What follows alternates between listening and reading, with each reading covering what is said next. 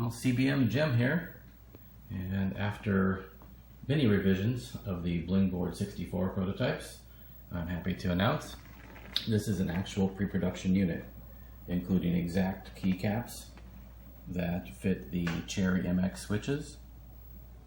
This is an actual functional board. You can see coating's finished, including the soft shift for the shift lock. Now I expect to have this as an Indiegogo campaign shortly after the original keycap campaign concludes. This will be available as a do-it-yourself kit or fully tested and assembled, and you can see by all the different colors we can do that it'll be very vibrant. We'll have a lot of stretch goals, including one that will allow you to make this keyboard compatible with your PC, so you could use it for things like WinVice and such. So I'm hoping you'll check out the campaign when it comes out. Check out the website at CBMSTUFF.COM for details. Thanks.